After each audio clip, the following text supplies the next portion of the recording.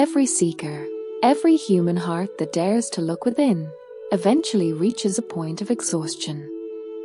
You try everything: meditation, books, rituals, philosophies, and for a while, it feels like progress. But one day, you realize the same old self is still there, wearing new spiritual clothes. That's when a quiet voice inside whispers, "Enough." This moment, when you're utterly tired of trying to fix yourself, is not your failure. It is grace in disguise. Because the search itself was born from an error, the belief that I am a separate person who must become something more. How can a wave become the ocean? It already is the ocean. It only needs to stop pretending to be small.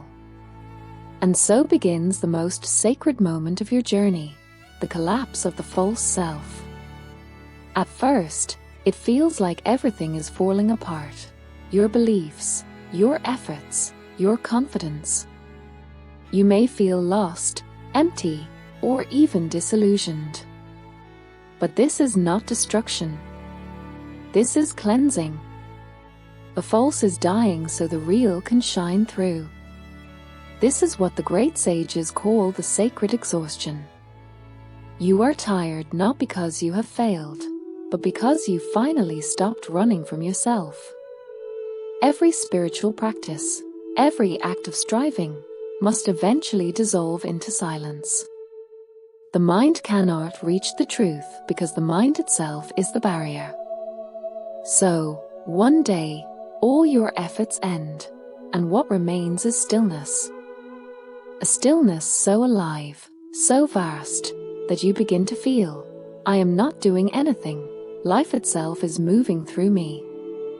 This is where the seeker surrenders. The hands that tried to grasp the infinite now open in humility. You let go of every technique, every idea, every image of who you think you are supposed to be. And in that surrender, a miracle happens. Being reveals itself. Silence is no longer empty. It becomes luminous. Stillness is no longer passive. It becomes power, the power of presence. You begin to understand that you don't need to fight your thoughts or reform your mind. All you need to do is stop giving them attention. Let them rise and fall like waves on the surface of a vast, unmoving ocean. What you truly are is that ocean, infinite, untouched, eternal. The collapse of the false self is not a tragedy. It is liberation. It is the ending of everything that was never truly you. It is the moment when all doing ceases and being begins.